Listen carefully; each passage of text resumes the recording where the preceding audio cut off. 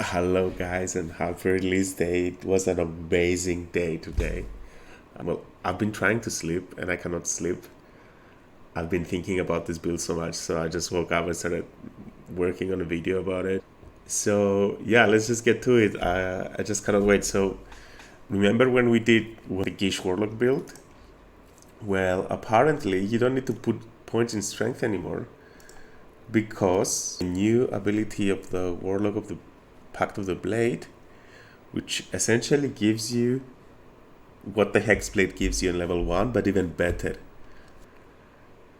Cue in my reaction during the live stream. Do I have a great axe? So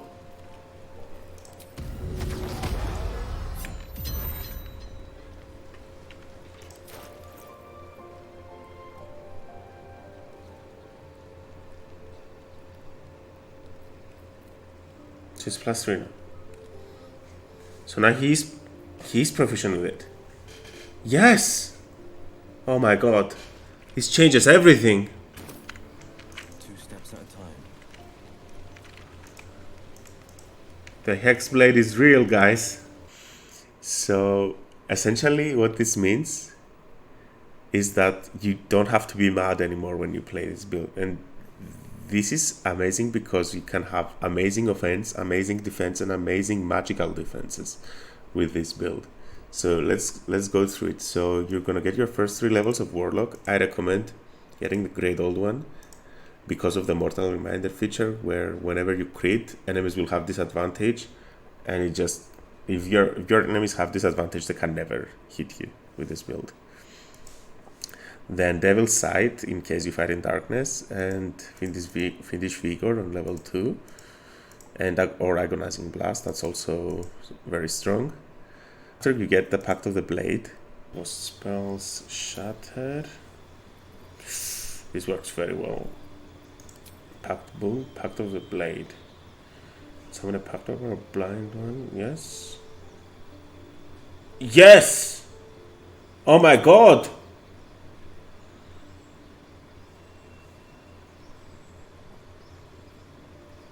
Yes. Which, oh my god, this allows you to use any weapon using it with your charisma. So you could decide you want to be a great weapon master and pick up a great axe. Or if you go find a good rapier, you can just go with a rapier and a shield and increase your armor class even more.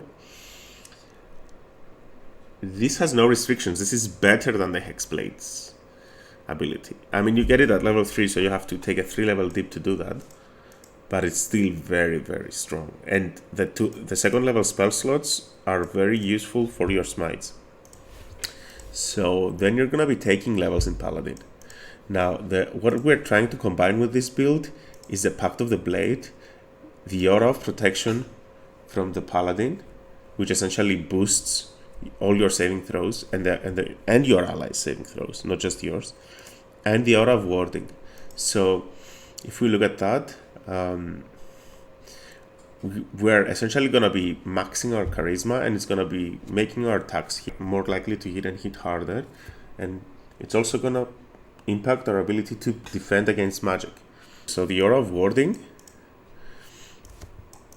essentially, yeah, the Aura of Warding just gives you advantage, gives you, so the Aura of Warding gives you and all your allies resistance to damage from spells. Resistance. So if you make a saving throw against a spell, you take half. If you have this feat, you take a quarter of the damage. And if you fail, you take half. So this is like almost permanent evasion for all your party. And not just for decks, for all types of spells. Then you also have the Paladin's Aura of Protection, which makes it much more likely that you're gonna save the spell.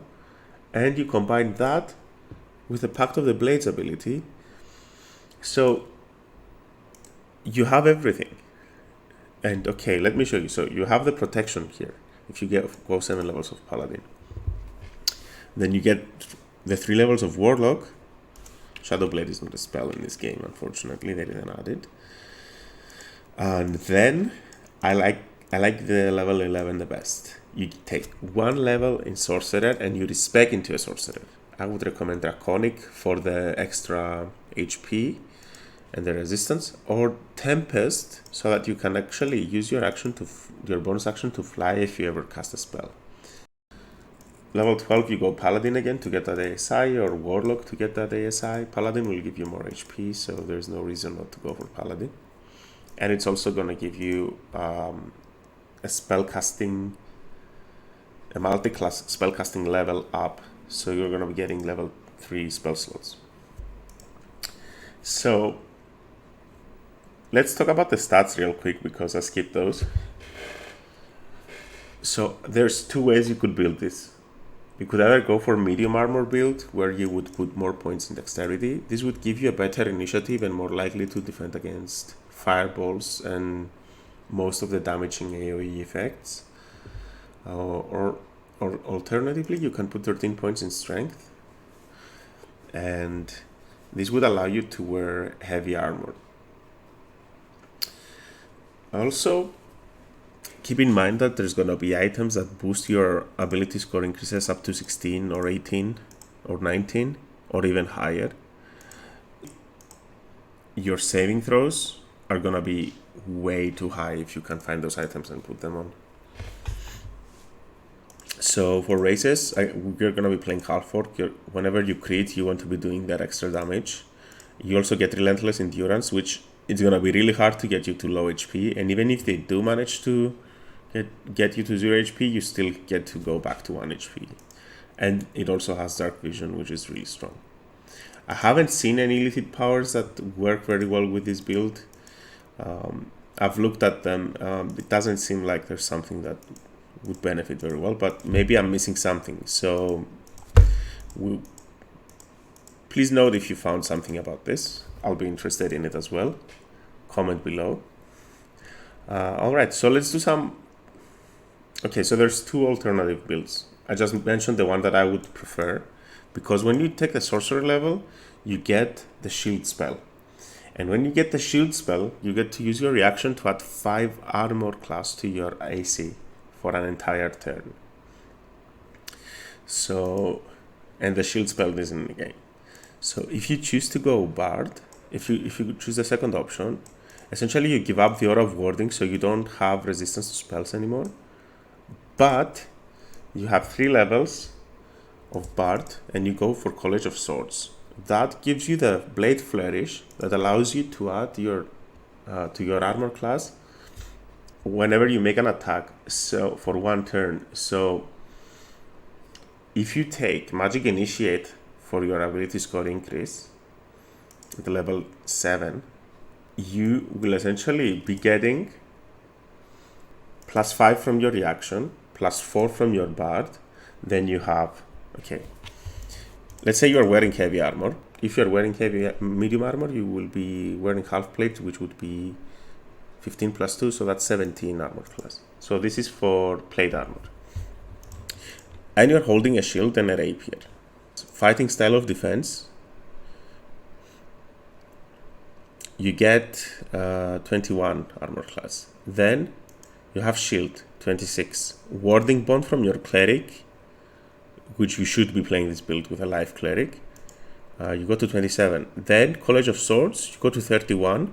And then if you have Shield of Faith, because either you or the cleric can cast it, you go up to 33, and that's without magic items. Keep in mind, there's already +1 shields. I've already found +1 shields, +1 shield, and I'm a level 3.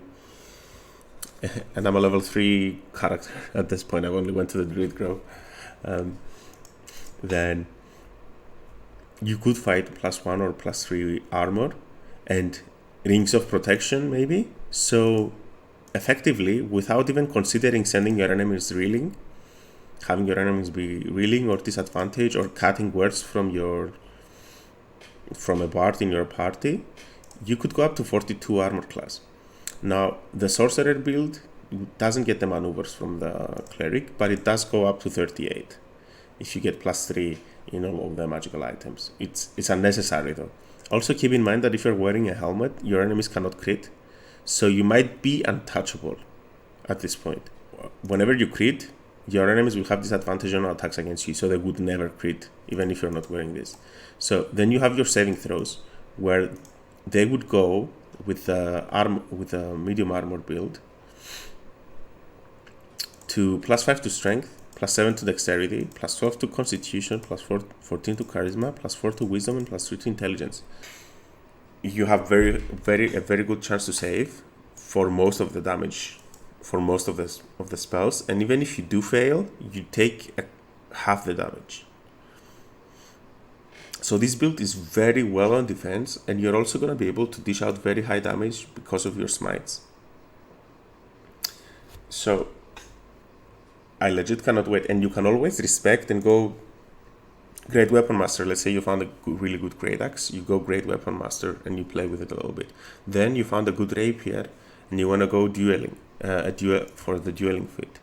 Let's say then you found a really good Polearm and you go for Sentinel, or Polearm Master. Essentially, this build is just you can just tailor it to the weapons that you find and to your playstyle. You could also go Warcaster. I'm just really impressed by this. It just feels like the HEXBLADE is back in the game with this build, and I'm just really grateful for it, and I was really excited, and I just really wanted to make a video about it. Now, alternatively, you could take 2 levels in Fighter and just go for the higher damage build. Maybe there's more variations to it that I'm missing at this point. I'm already exhausted. It's 6:40 a.m. and I'm still making a video about it. But thank you guys for watching and have a great day. Please let me know what you think about this. Bye.